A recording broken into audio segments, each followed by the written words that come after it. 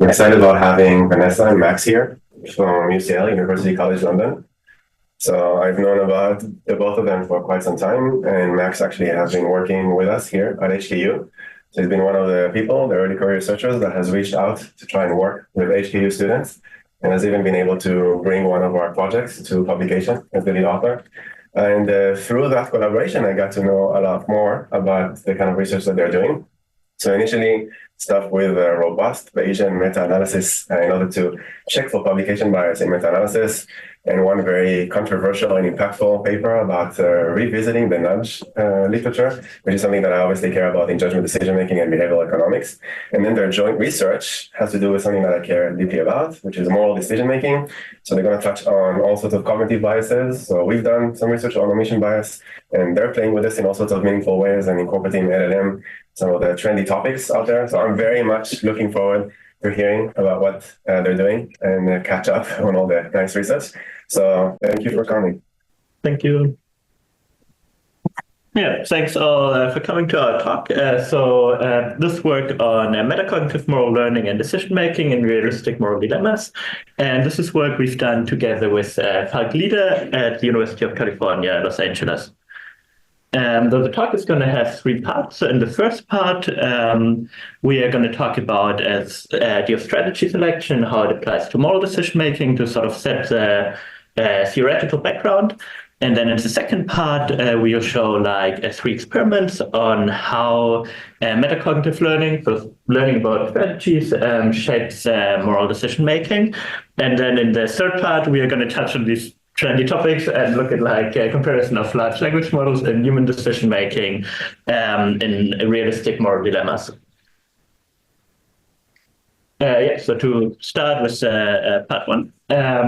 You're all familiar with literature on moral decision-making, and I think here two of the oldest debated theories are utilitarianism, here represented by the auto-argument of Jeremy Bentham, and the ontology that are conflicting, or two of the possible theories that are conflicting in these types of choices. And this comes up in sort of important societal decisions. So here, Terror is a play where the idea is a chap was heading to a football stadium captured by terrorists, and the pilot shot it down. And then the audience need to decide whether the pilot should be convicted for murder or not, basically. And the idea is that the utilitarian would be to shoot down the plane, and the ontological idea would be not to shoot down the plane, not to kill people. But of course, there are already here you can see some problems with this, that maybe if the people could still take control of the plane, maybe it's also better from utilitarian perspective not to shoot it down. The mapping is not actually that clear. And also in these big decisions, but also in more small everyday decisions, it's important. So for example, if you're invited for dinner at a friend's place and you don't like the food, and then you need to think about, should I be honest and say, oh, this food doesn't taste good, or should I maybe more preserve the feelings of the friend and just compliment the food anyway? And one typical way to study this are these sort of sacrificial dilemmas, where you can basically sacrifice a smaller group of people to help a larger group of people. And the most popular one that we're not going to be using here, but that I think is good to illustrate the ideas, is this trolley dilemma, where basically the idea is the utilitarian decision would be to push down the large man to stop the trolley and save the 5 people on the tracks. And how this was previously discussed is basically that consequentialism or utilitarianism implies pushing the man because it saves more people, and the ontology implies not to push the man because you don't want to do any harm or you don't want to kill someone. But there are some problems with this, of course, that it's not clear in the real world that this mapping actually applies, because you could think there's a lot of reasons why pushing the man might actually be worse, even from a consequentialist perspective. You don't actually know, is it going to stop the trolley? Are you going to be able to push the person? If you push the man, it can have a lot of indirect effects, are people going to be more scared to walk over bridges in the future, which has all sorts of downstream effects. So actually, you can maybe say, assuming everything is known about the outcomes, this is utilitarian, but in real-world decisions with uncertainty, it's very difficult to say that this decision strategy that we call cost-benefit reasoning, so to basically think, what's the large number of people, is actually utilitarian. And we add here the naive cost-benefit reasoning to make clear this cost-benefit reasoning means to look at the large number of people and say it's a large number, but not like reasoning across all the possible indirect effects, because that, of course, computationally wouldn't be tractable in like a real-world decision. On the other side, the deontology or follow more rules, and here then basically is the flip side of this, that actually maybe following the rules could also be better from a utilitarian perspective. So it's basically not clear that these decision strategies actually correspond to these meta-ethical theories of deontology versus utilitarianism. Here's another more real-world example. So a person here is Sam Bankman-Fried, who was like a cryptocurrency entrepreneur and also invested in effective altruism. And he had this idea, if a bet has positive expected value, you should take it. So he was even asked on a podcast if you could press a button that has a 49.9% chance of like basically human extinction, but the other 50.1% chance is like all the value is like doubled, like population happiness. Would you do it? And he was like, yeah, I would do it. And then he was like, oh, if you could do it 100 times, would you do it 100 times? He was like, yeah, I would do it 100 times, which of course would imply almost certain moral extinction, human extinction. So that is like sort of the extreme case of this cost-benefit reasoning. And this also maybe played out in his sort of business strategies, and he was where he sort of broke quite a lot of rules and invested like money of clients, possibly to raise more money that he can then donate to charities. Even so, of course, it's not completely clear why he did it. And he got like 25 years for fraud. And I think this again underscores this point that the cost-benefit reasoning and utilitarianism are really not the same things.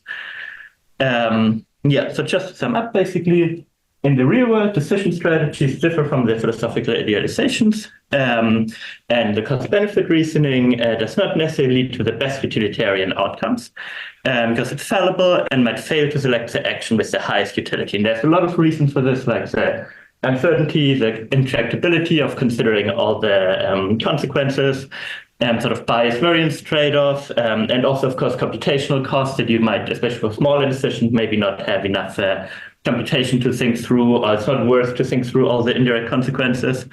And so following the rule will also often lead to better consequences. And we need to go away from the relationship between the decision strategies and the meta-ethical theories.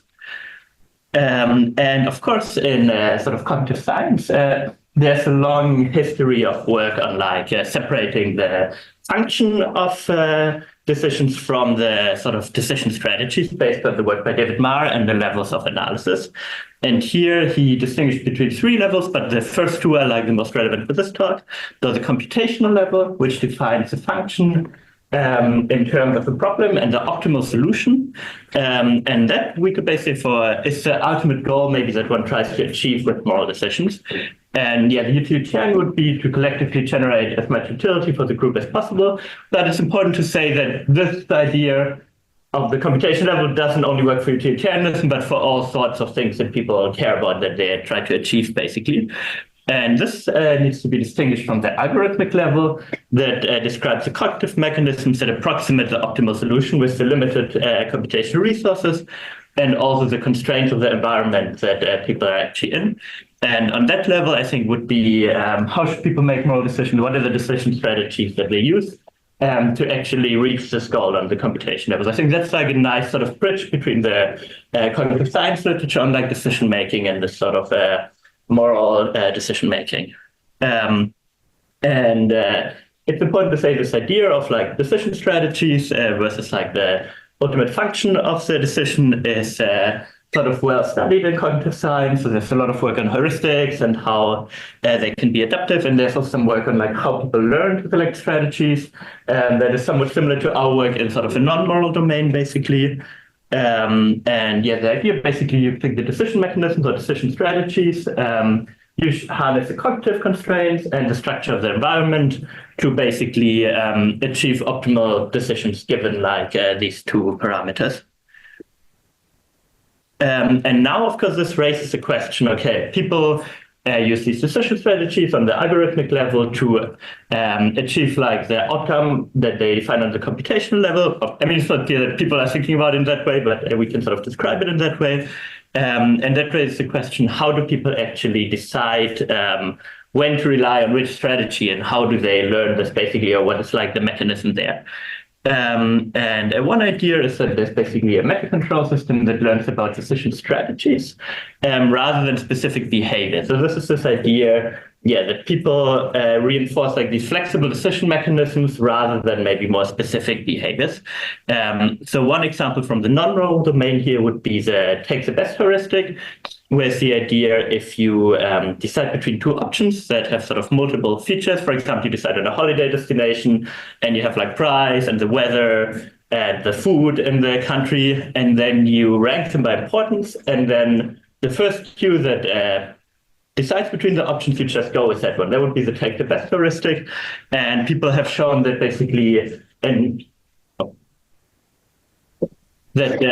some environments this works well, in others it doesn't work so well. And people can learn this very quickly from experience, which of these, when to rely on which of these strategies. And basically what we mean with metacognitive learning, and the title is this learning about which decision strategy to use.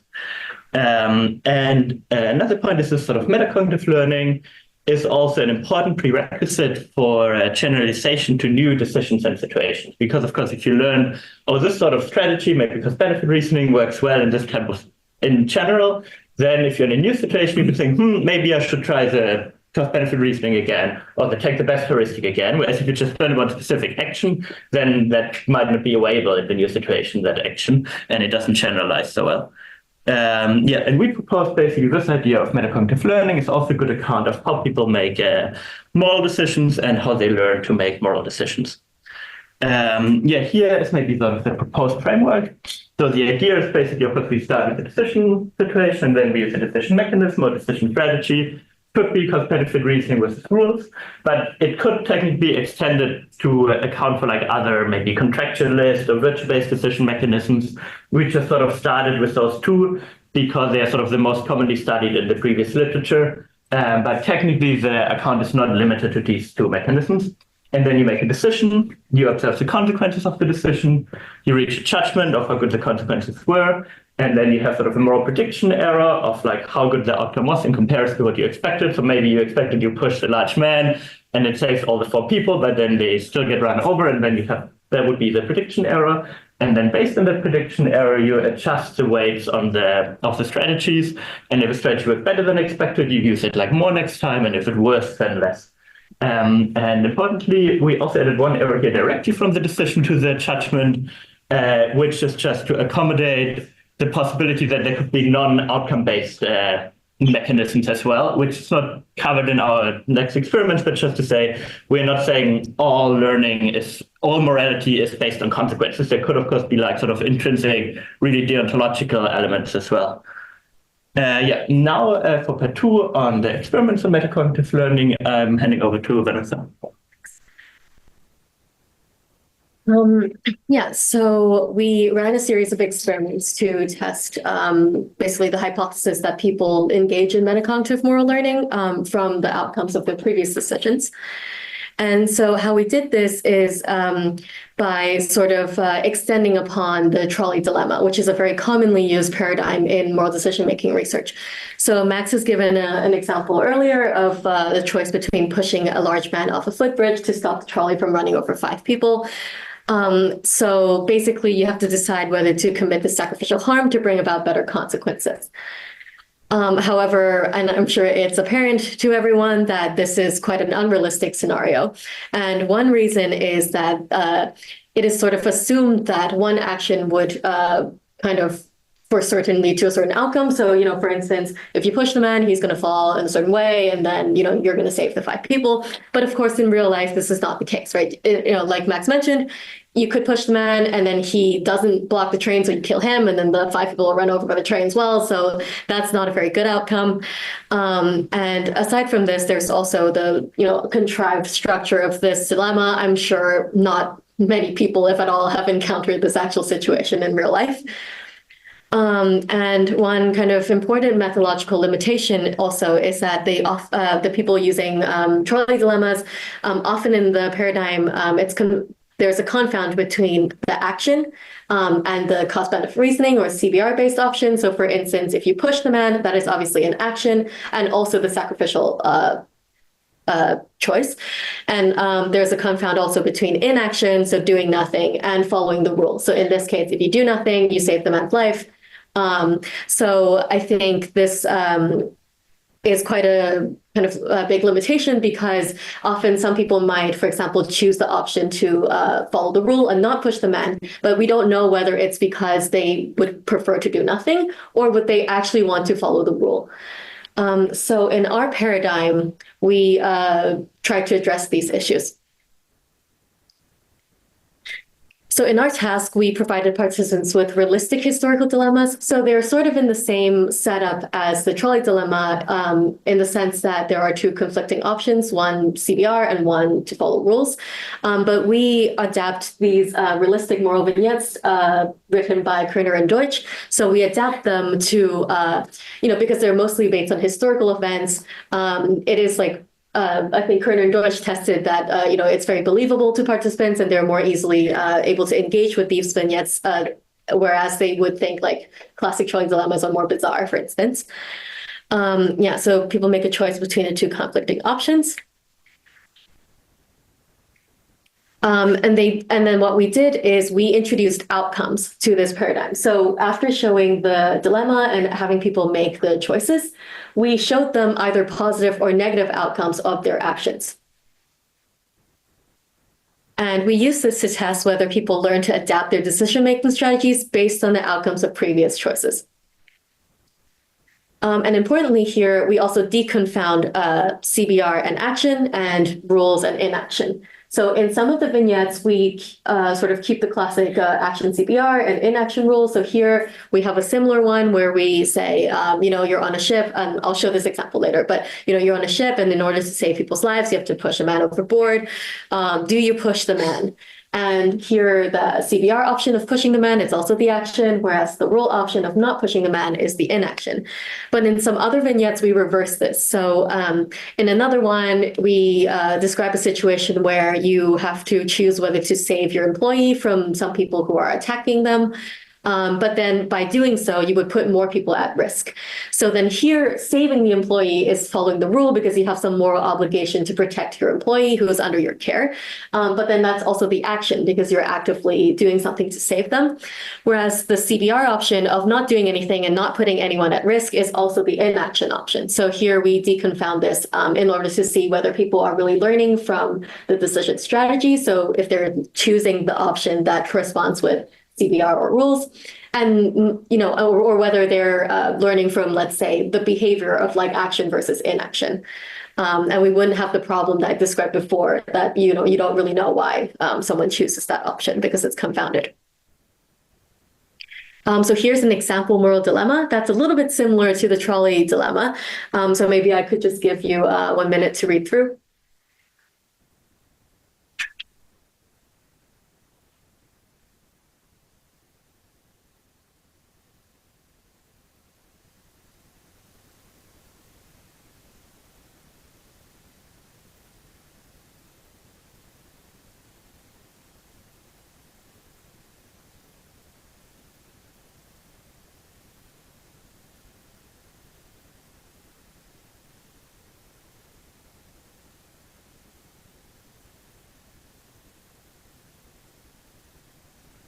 So after reading this vignette, we asked participants, do you push the man off the ladder? And they answer either yes or no. We also asked them to give a moral judgment of the action of pushing the man off the ladder on a scale of extremely morally right to extremely morally wrong, and also in the middle, neutral.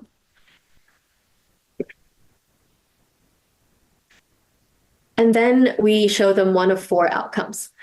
So I will describe the manipulation later, but these are all the possible outcomes that they may see. So for instance, if they choose to push the man, there could be an overall good outcome where you push the man and then he falls off, but the people behind you are able to be saved.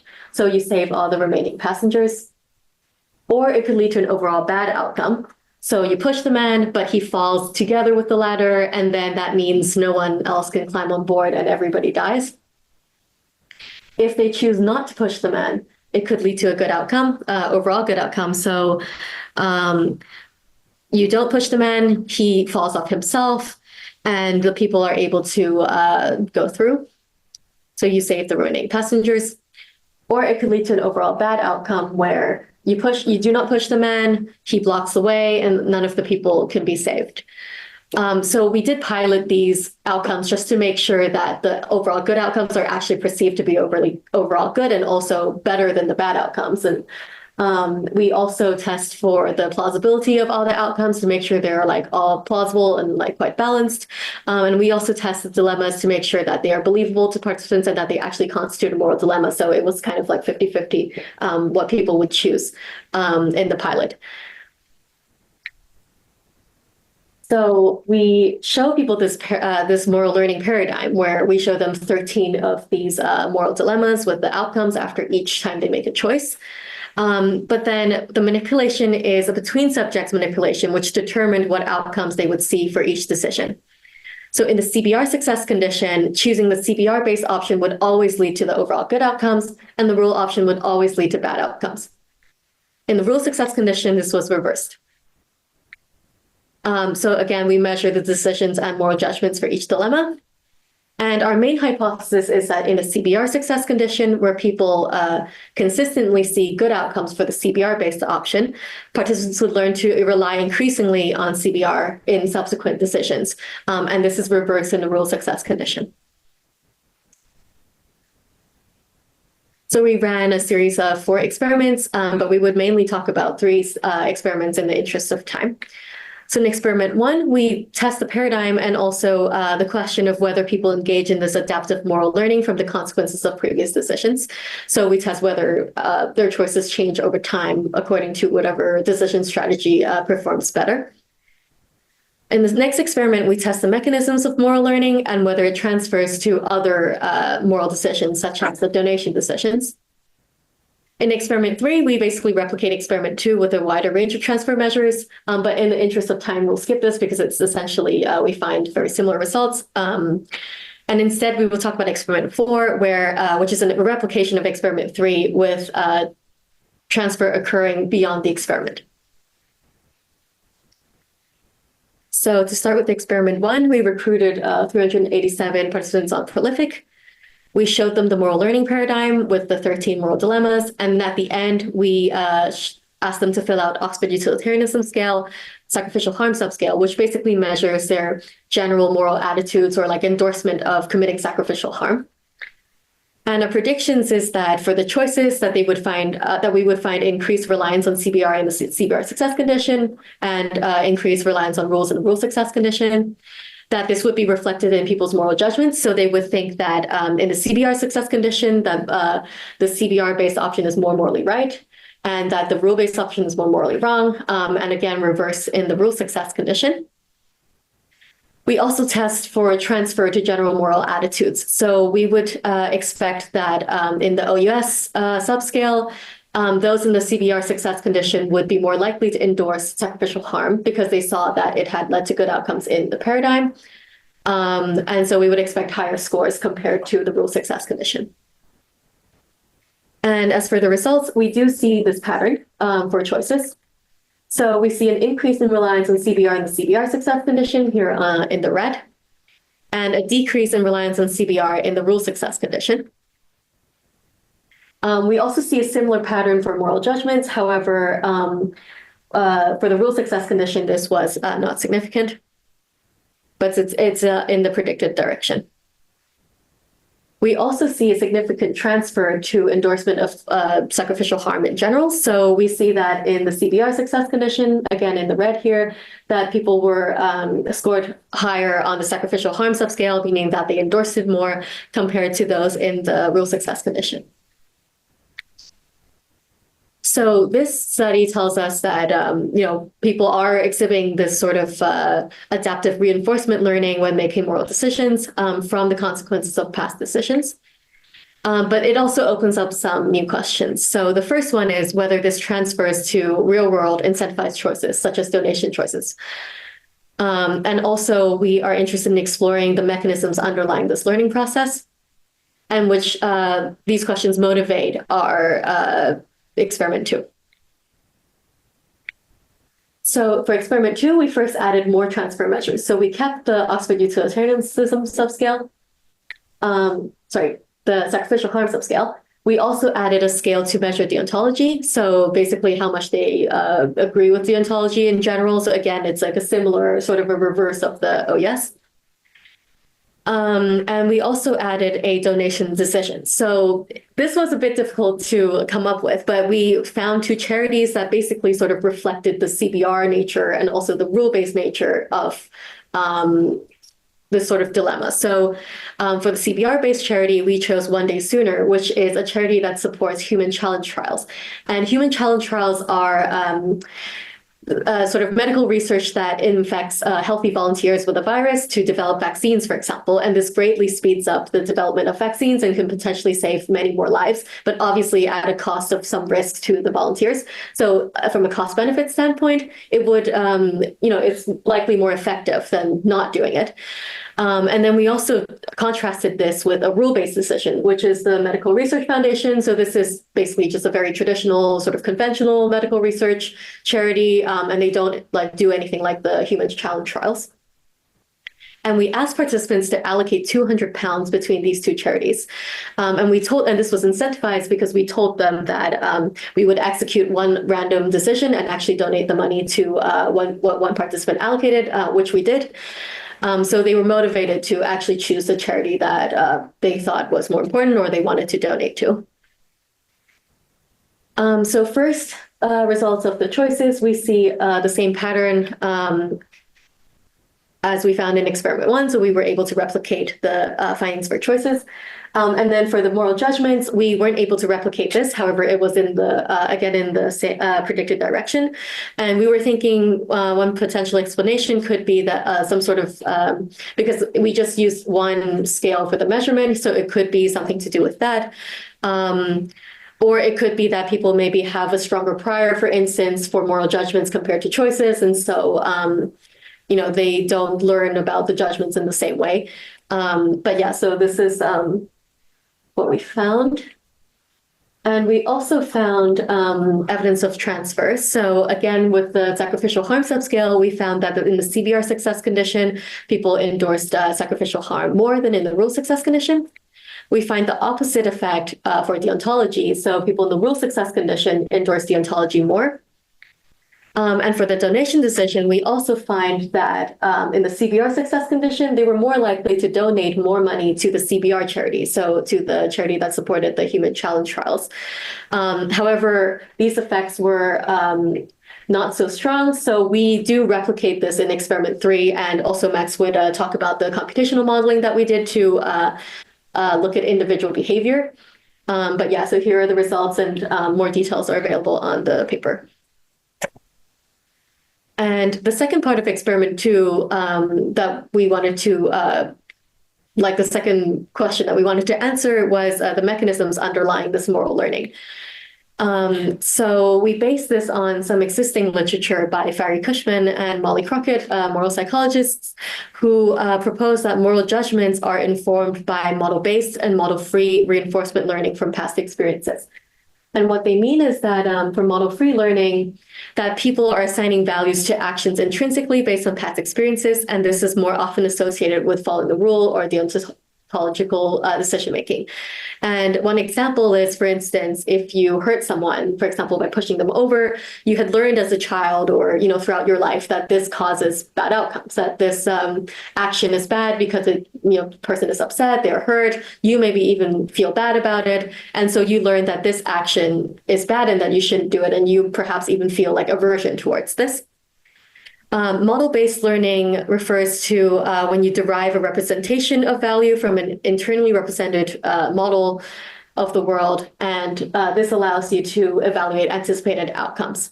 So you would maybe reason about a specific possible outcomes of an action and the likelihood of them occurring, and then you would make a decision based on that. So this is often associated with cost-benefit reasoning or utilitarian moral decision-making. So we propose that metacognitive learning, so learning about decision strategies, like behavioral learning, can be model-free or model-based or both.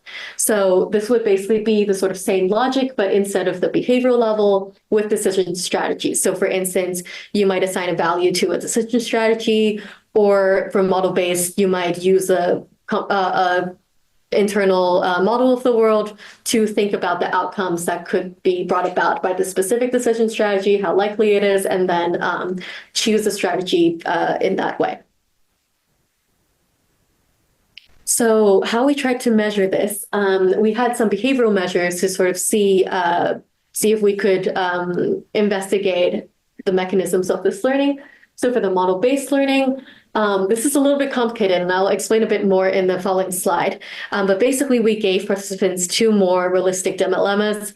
And we had one dilemma that was framed where the rule-based option was the choice action. So for instance, do you save your employee? And one where the CBR option was the action. So, do you push the man? And then we asked participants to estimate the probability of an overall good versus overall bad outcome for all possible choices. So if you push the man, if you don't push the man, good outcome, bad outcome, good outcome, bad outcome. How do you estimate the likelihood of each of these happening?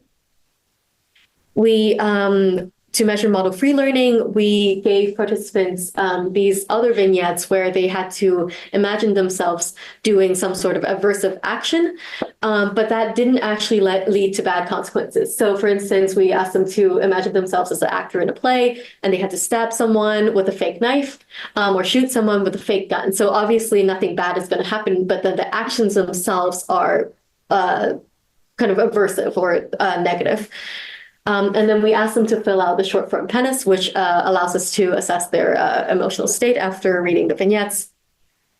And we also included these self-report measures of decision processes we developed in a different paper. So these are measuring self-report measures of reliance on intuition, deliberation, rules, and CBR. So for example, to what extent did you rely on considering carefully all of the possible choices when reading this dilemma. And we had validated these measures using EFA and CFA to arrive at reliable scales. So we included all of these measures. And so I'm just going to go into more detail about the model-based learning. So one example of the vignette that we use for this is, imagine you are fighting the Nazis in World War II. If you proceed with a specific kind of attack against the Nazis, you would weaken their defenses, but probably you would also harm some innocent civilians in the area. If you do not proceed with the attack, you would protect these civilians, but of course, the Nazis would pose an ongoing threat to the people. So you have to decide whether you want to proceed with the attack or not. So then what we ask participants is not to make a decision, but rather assume you proceed with the attack, which of the following outcomes is more likely? And then we describe a possible good outcome and a possible bad outcome. And we had, again, previously piloted them to make sure that they were relatively balanced. And then we also said, assume you do not proceed with the attack, which of the following outcomes is more likely? And again, describe a good outcome and a bad outcome. And this all occurs, if I didn't mention, but all these measures occur after the learning paradigm. So they see the 13 moral dilemmas, and then we investigate the mechanisms of this learning. And then we ask people to, after they read all of the outcomes, for each outcome to indicate whether the bad outcome was more likely, the good outcome was more likely, or if they were equally likely. And what we find here is evidence for model-based metacognitive learning. So this is a little bit complicated to describe, but if you just focus on the red bars, so that would be the CBR action vignette. So we can see that the CBR actions are rated more likely to be positive relative to emissions. So here the emissions would be the rule-based choice, right? So in the CBR success condition, this is the case where the CBR actions are more likely to be positive relative to emissions compared to the rule success condition. So this is some evidence for model-based metacognitive learning. And we also see no evidence for model-free learning or no effect on self-report measures. So we just didn't include this in the interest of time, but of course, everything is available in the paper and also on the OSF. And next, Max will talk about the computational modeling that we did. So basically next, we implemented computational models of model-free and model-based learning and constant probability model as control to see that there is any learning at all. And we implemented some both for learning about behavior and learning about strategy. And that allows us to quantify the learning on individual level to see for every participant which type of learning did they have. And then we can also test the prediction that the transfer depends on metacognitive learning. What we said in the introduction, that this metacognitive learning should be more general by checking if we look at those people that show strong evidence for metacognitive learning, do they also show a stronger transfer effect? The models basically, so the model 3 was like a Q-learning model, which is like a standard model in reinforcement learning for model 3 learning. And then the model-based model is like a better binomial model, so that updates probabilities of the different outcomes. The constant was like constant probability. And then the learning about behavior was implemented in that actions that people learn about was basically action versus inaction. Because remember, we deconfounded this in the vignette, so then it was always like you do an action and then you update whether you do an action again. The model was like that. Whereas the metacognitive model was about the strategy, so that people learn about the CBR versus rules, basically.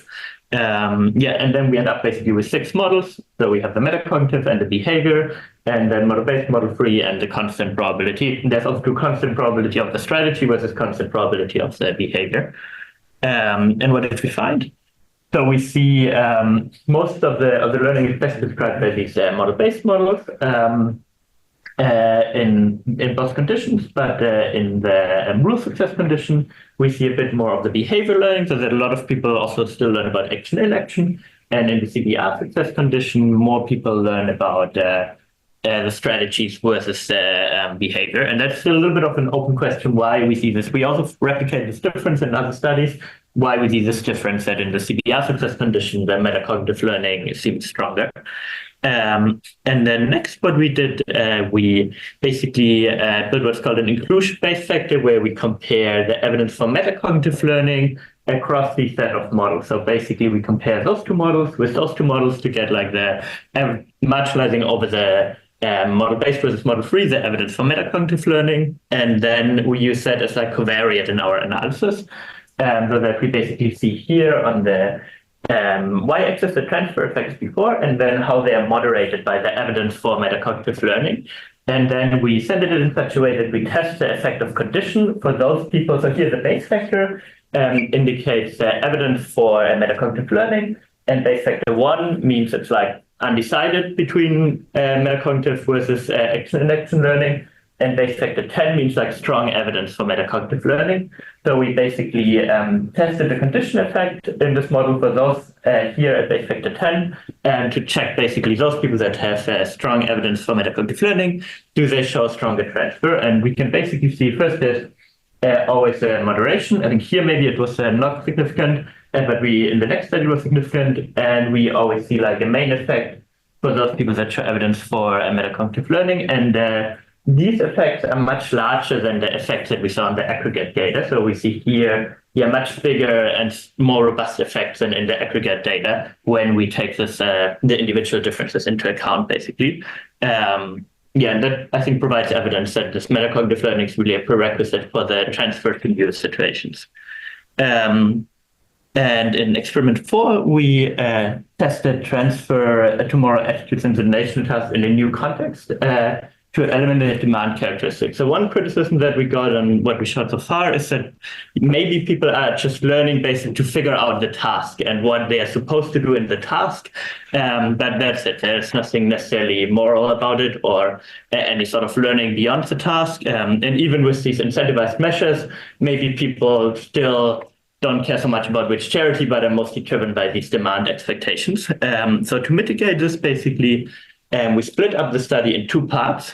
Part 1 had the learning paradigm, and then part 2 had the transfer measures. And part 1 we run with like UCL, and part 2 we run with UCLA.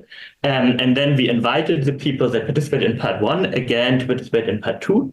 And I checked sort of from the perspective of the participant how this works in Prolific, and it's if you're invited for a study, you just get an email that you're selected for a study, and that's always the case. So also when you're not targeting specific participants, they're mostly signing up because they get this email. And so from the perspective of participants, it's not apparent that they were invited for the second part because they participated in the first part, but it's just like any other study, basically. And we also asked them in the end, did you participate in studies by the same experimenter before? And I think more than 95% said no, we did never participate by the same experimenter before. And so that way we can basically rule out that there's like some demand effect, because if they don't even realize it's like the same study or the same experimenter, then it couldn't be like that they figure out what's expected of them in the task. And then what we also did, we added one more charity pair. Breast Cancer Now was with Breast Cancer UK. And these are both charities that fund research on breast cancer treatment. And one uses animal research, whereas one doesn't use animal research. And then the idea is, of course, again, maybe the animal research is like more effective. However, the animals are harmed in the process, sort of the sacrificial harm, whereas Breast Cancer UK does not use animal research. What did we find? So first, the modeling. Here's the modeling across all of this experiment 3 that we skipped in the interest of time, but they show like the same pattern, basically, that model-based learning is always preferred, and in the CBR success condition, metacognitive, and in the rule success condition, more the action-inaction, even though we still, even the rule success condition, still see quite a lot of people that also rely on the metacognitive learning. So it's not that everyone is action-inaction. And then in this new paradigm, we again replicate this effect that here is for the scales, that basically for the metacognitive learners, we see a strong transfer. And now that is with the learning models fitted from this first part of the experiment, and then the transfer from the second part of the experiment. And that really suggests that basically people are learning like these moral decision-making strategies rather than sort of just figuring out what's expected of them in the task. And we also find the transfer again for the incentivized donation decisions in the second study. To sum up, we developed a new task and the measures that can be used to study moral learning. And this shows that moral decision-making is shaped by adaptive reinforcement learning from previous decisions. And we find individual differences in learning. So only a subset of participants show evidence for this metacognitive learning and learning about the decision strategies. And we find that most learning is model-based. And we find that the metacognitive learning transfers to novel real-world decisions in a different context than the experiment. So to conclude sort of for this first part of the talk, moral decision-making is shaped by strategic direction, at least for many participants, maybe not for everyone. What's interesting, although the learning was driven by the consequences, it did not necessarily increase the reliance on CBR, but depending on the condition, it also increased the reliance on rule. And this challenges, that links back to the introduction, this idea of equating the meta-ethical approach of consequentialism with this decision strategy of cost-benefit reasoning. And their findings would align more with sort of global consequentialism or real utilitarianism, where the idea is people use whichever decision strategy leads to like the best consequences. And I think in some way it also shapes a more positive view on human morality, that people are actually quite good at figuring out which decision mechanisms lead to good consequences in the environment that they're in. And maybe some of the features that we're seen as like sort of biases and the trolley dilemmas, that people are sensitive to these irrelevant features, might actually be predictive of the outcomes in the real world decisions that people actually face. So maybe if you have any questions about the first part, we can take questions for 5 minutes before going on to the part on the large language models. So I see a lot of similarities between this and large literature that has both action and inaction, so contrasting action and action, and then contrasting like outcome bias, so good versus bad consequences. So 2 questions. First, do you see any something specific about morality that differentiates that from the larger literature, let's say about financial decision-making or health outcomes? So I think for me, I think our main point is really to say this idea of like strategy selection learning can give a really good account of moral decision-making, but it's technically the same process that would underlie these other areas, like the strategy selection learning, a paper about take the best that I talked about in the introduction. I would just think it's probably similar processes that people use in these judgments and in moral judgments. Maybe one addition is that in moral judgment, there's of course a possibility of these like non-outcome based mechanisms as well, which are probably less common in non-moral judgments, but it's debatable how common are they really in moral judgments. Yeah, I agree. And I think maybe there's something extra in the moral decision making, but it shares this, in my view, it shares like similar process. Reactions, you mean? Or Yeah, maybe, or the extra processes. Yeah. Yeah, so that's interesting. And the second thing is like in the outcome bias, it's already called a bias. So it's outcome bias. So we will assume that considering the outcome in the decision making is a bias. You're not supposed to do that. You're supposed to only look at the decision, the quality of the decision, without adjusting for the outcome. So if you do a multiple round, then let's say if you're a physician, if the patient died at the end, you're not supposed to look at this into the next time you make a decision. You're supposed to look at the decision whether, looking at all the probabilities, that was the best decision at the time. But it looks like you're offering like a slightly different perspective where it might be reasonable, at least for morality, that you're taking this into account in order for you to learn what to do next time when you are faced with this dilemma. I guess, yeah, that's a very interesting point. I would think this depends maybe a bit on the setup. So, Right. And on the specific question. So I think one thing is you made a decision and then the outcome turned out badly. Should you therefore evaluate the decision worse at the time when you didn't actually have this information about the outcome? Like, for example, should you punish the doctor or something? And that, of course, there would clearly be like, I think not correct, because given the information that you had at the time, it was like a good decision. And then I think a second element is also how many outcomes do you have and how much can you learn from the outcomes? So if maybe there's only a very small element of the impact of your decision and a very large element of chance, and you only had like one or two decisions, then you should update, of course, very little from the outcomes. But if you have a lot of trials, then it makes more sense to update more from the outcomes. And to add to that, I think maybe the judgment and decision making is a bit different. So for judgment, I think this is a bit similar to the moral luck. So literature of like, if two people do exactly the same thing, but then one person, like for example, they drive recklessly, one person doesn't hurt anyone, one person kills someone, you judge the person who killed someone to be more blameworthy. And then some people might argue that is not fair. But I think when you yourself are making more decisions and I presumably want to make better decisions, then it would be important to take into account the outcomes. Thank you. Then hand to Vanessa for one more question. Oh, yeah. Well, all of this seems to be based upon individuals making decisions. Do you think the results would be modified or varied if you had groups of people making one decision? Because I look at it from the point of view of the work I'm doing is regarding assurance theory, regarding effective trust and predictive trust, because then you're relying on others to make a group decision. Yeah, I think that's really interesting. We haven't looked at it. Yeah. I think one thing could be, so one idea is now it's learning individual from the outcome, and another learning could of course be social learning, that maybe you're not observing the output, but you see all your friends say you made a good decision.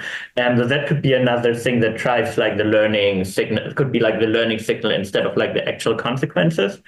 And then another element is if we had sort of groups of 5 that collectively make the decisions, I would expect there should still be a similar learning effect, because I guess the main thing that drives the learning is probably the difference between what you thought would happen and what actually happens. But it is an open question. We didn't test it yet. Thank you. Great. So I will get on the hot topic. So we, in the next part, will discuss the difference or similarities between LLM and human decision-making strategies in these realistic moral dilemmas. Just some context. Of course, we are all aware that in recent years, people are increasingly relying on LLMs such as ChatGPT to make an advice on various decisions. And one component of this is moral decisions, because of course, this is something that people encounter in their everyday lives. Like what Max said, should I tell my friend the truth that their cooking is really bad, or should I spare their feelings? But there's a lot of work on how AI is susceptible to error, and also inconsistent findings about its reasoning and decision-making abilities. So one finding is that, for instance, in psychological experiments, the LLMs tend to amplify human biases. So this is partially attributed to lack of variance, where basically the people have found that if there's some sort of experimental manipulation, basically the LLMs show like a larger effect than the participants would. And yeah, so some people have argued that maybe LLMs are really good at making moral decisions. Maybe they could even replace research participants in moral decision making. And so we were wondering whether this is the case. And yeah, we just wanted to explore the question of like how well do LLMs make moral decisions and how do they compare to humans? Do LLMs arbitrate between decision strategies like humans do, like what we found in the previous experiments? Yeah, and then also, should people take moral advice from LLMs? So here with the LLMs and human participants, we ran 2 experiments. In the first experiment, we recruited a representative US sample on Prolific, so we recruited 285 people. And we also tested the responses of 4 LLMs, so GPT-4 Turbo, GPT-4o, Llama 3, and Claude 3. Oh, sorry, that's not right. Yeah, okay. So we showed them the moral dilemmas that we had previously introduced in the last 4 experiments that we presented. Basically, moral dilemma between a choice endorsed by CBR versus a choice endorsed by rules. And for the social dilemmas, they are basically these more everyday dilemmas where one needs to decide how to allocate resources between the greater good versus self-interest. And this is something that Falk developed with some of his collaborators. So one example would be, so imagine you work a job that you get paid by the hour, and you have the opportunity to volunteer to help someone basically at a cost to yourself. So because you can work fewer hours and make less money if you allocate those hours to volunteering, but it would really help this person out. So then we ask, enter the number of hours you would want to switch to volunteering. And then of course, the most altruistic choice is to allocate all the hours, and the most like self-interested choice is to allocate 0 hours. So it's dilemmas like that. And we showed both LLMs and human participants these dilemmas. And for the LLMs, we gave them a participant prompt or an advice-giving prompt. So the participant prompt is basically the same instructions that we give to the human participants. And we're like, imagine you are a research participant of the study, blah, blah. And then we give them the same instructions. For the advice-giving prompt, we say, okay, so imagine a user like has the situation with the moral dilemma or the social dilemma. What would you advise for them to do? And again, like we did in the moral learning paper, some of the moral dilemmas were framed such that the CBR choice was an action and some where it was an omission. So we again deconfound this. And yeah, this wasn't a problem for the social dilemmas because they were all different and you could just allocate the resources on a continuous scale. So what we find is that the LLMs typically gave more extreme responses than the humans. And here I show the results for the participant prompt, but the results for the advice-giving prompt are very similar. So these are the 13 vignettes that we show the participants and the LLMs. And we can see the black dots in the middle. So those are the participant responses. And, they vary across the vignettes, but they're sort of like more in the middle than the LLM responses. And the LLMs, they, depending on the vignette, either go with kind of 100% CBR or 0% CBR, meaning they choose the rule option. And one interesting thing we observed was that if you look at the sort of action framing and the omission framing, so on the left, we have the vignettes with the action framing. So this is we're talking about the CBR choices. So these are the ones where the CBR choice is the action choice. And on the right, we have some vignettes with the omission framing. So these are the ones where the CBR option is the omission. And we can see that for the CBR action, a lot of people, the LLMs, they often choose not to they don't choose the CBR option and instead choose the rule option, which is here the omission. And then for the CBR omission framing, they do the opposite. So they tend to choose the CBR option much more than the rule option. So we thought this was quite interesting and we wanted to look at it in more detail. And we find that the LLMs show more omission bias compared to people. So here are the results for the humans. So for the red is the action framing, and the blue is the omission framing, and on the y-axis is the proportion that they choose a CBR option. And we see that there's some difference between the framing conditions, but it's not a huge difference. I mean, I think it is still, if I remember correctly, still statistically significant.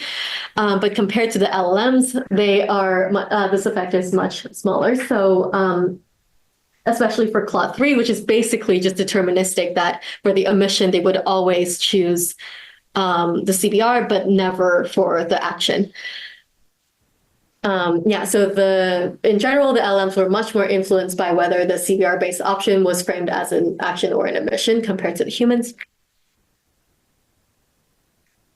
And for the social dilemmas, we find that the LLMs were, on average, more altruistic than the human participants. So if you compare the colored dots with the black dot, you can see that across basically all the vignettes, or almost all the vignettes, the LLMs were more altruistic, so they were more likely to allocate more hours or money, for instance, to the greater good.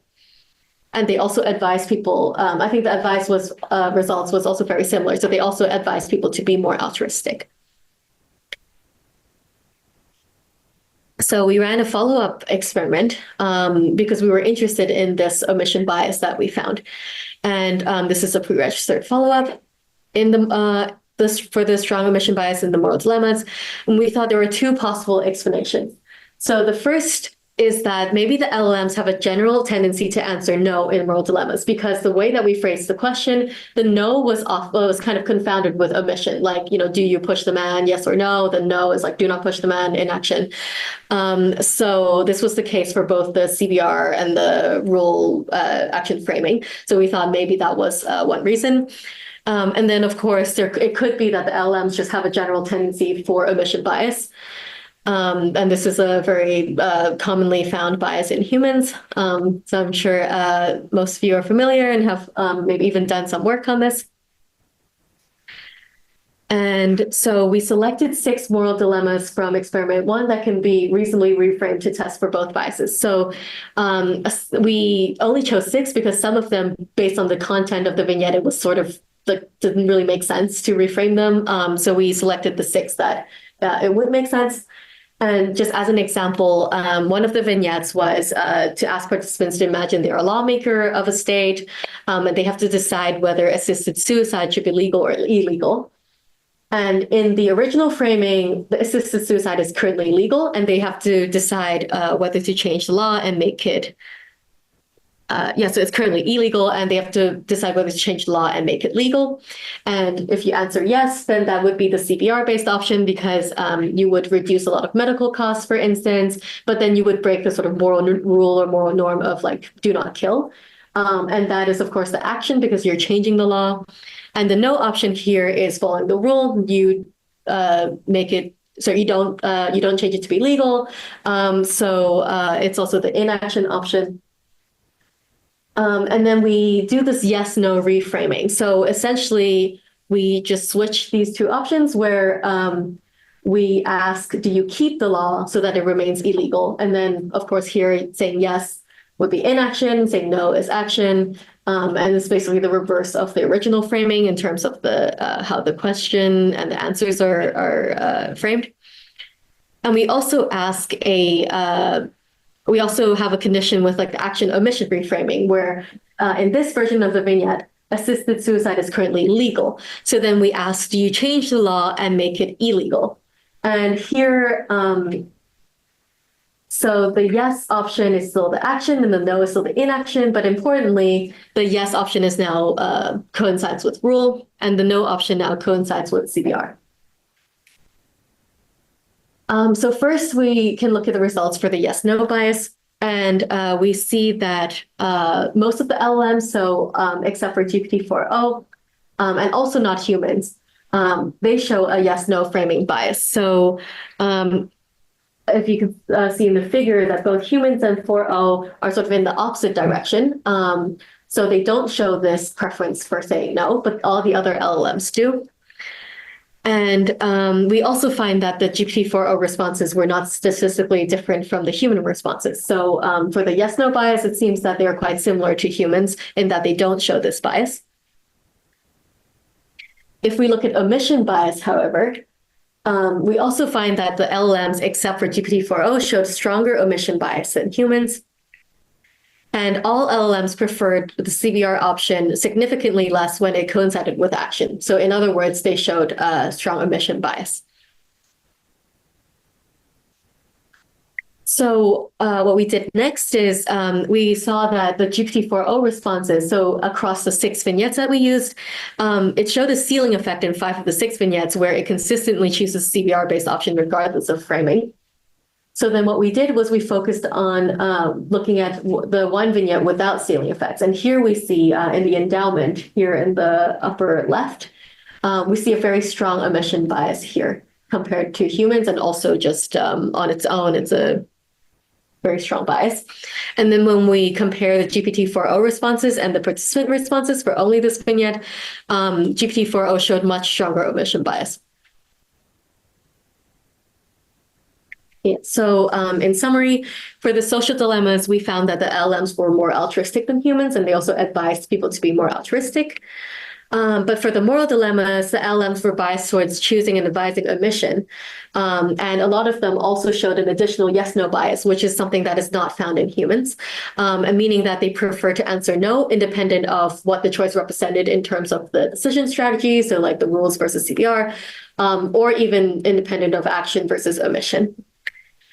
So we were thinking also that because we deconfounded action in action with the decision strategies, we were able to find this. But if someone had done a similar study using the traditional trolley type dilemmas, then they might find that the LLMs would appear more deontological. But this could be because that it's just typically confounded with the inaction option, and it might be that they actually prefer inaction rather than preferring deontology, for instance.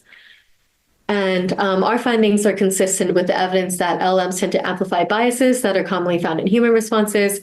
And one explanation could be that it's partially due to lack of variance. And importantly, we also find that the LLMs do not take into account strategies the way that humans do. They're more sensitive to framing and superficial differences in the wording of the decision. And while some might argue that omission bias may be adaptive in some situations. So for example, if you want to be blamed less, then maybe you prefer omission. But the yes-no bias is, I would argue, kind of less adaptive, because there's not really any instance where this could be a good decision-making strategy if you're not really even making a decision based on the choices, but just based on whether you're answering yes or no, independent of what they represent. That's surely not a very good strategy. And so we conclude that LLM moral decision-making is limited and there's room for improvement. And as a conclusion for our talk, we find that human morality is shaped by learning from consequences of past decisions.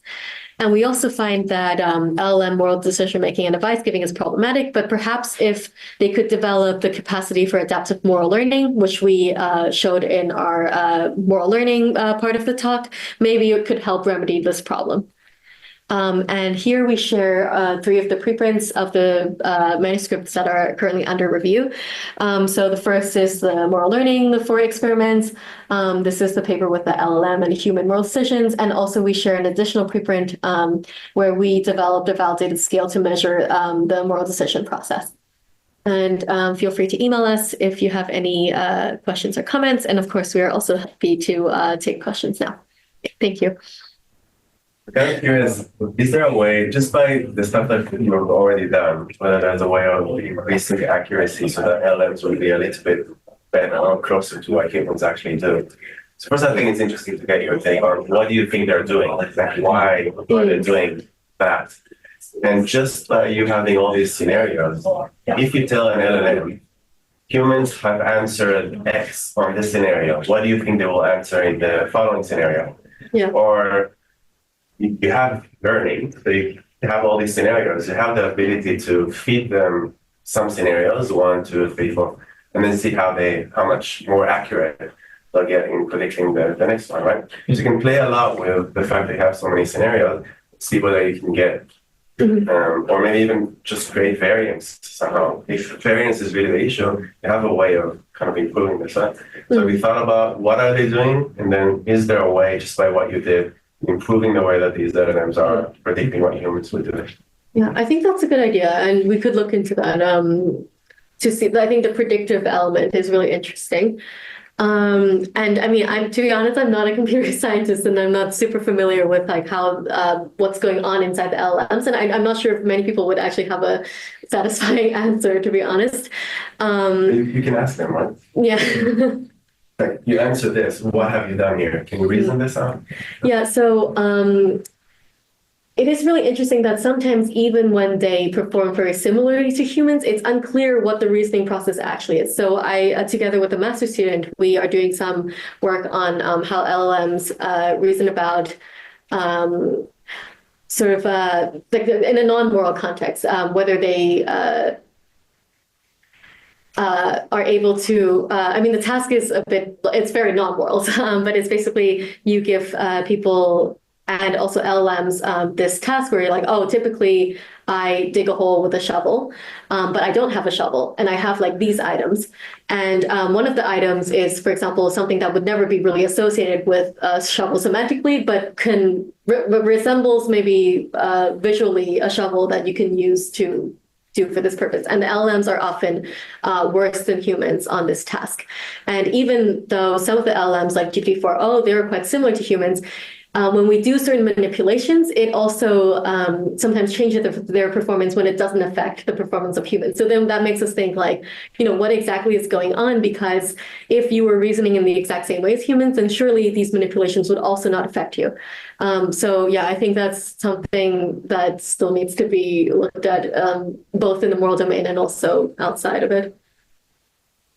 Yeah, actually, I was thinking one element could also be that maybe the goal that what the LLMs are post-trained for is slightly different from like what maybe the advice seeker wants to optimize. So from the perspective of the company that fine-tunes the LLMs, probably one of the main goals is to not have any legal liabilities. And then if you just always do like the omission, that's quite a good strategy to get out of legal trouble. But it's maybe not a good strategy if you want to make good moral decisions. Yeah. But so, I mean, even though the omission bias could be adaptive in that sense, the yes-no bias is a bit more, it's a bit more unclear how that could help. And it's also unclear why that happens. Yeah, sometimes when we fed it into some scenarios, moral scenarios, we fed this to ChatGPT and we said, we cannot answer this. We're just an LLM and we're not supposed to answer these kind of questions. Yeah, so it's interesting how far they go and what they programmed in it to avoid legal consequences. It was also interesting. First they had a lot of, we can't answer this, and then we added the please answer only with yes or no, and then much more answered, in which is like yes, no. So yeah. Very interesting. All right. Thank you very much for this. Thank you. Thank you.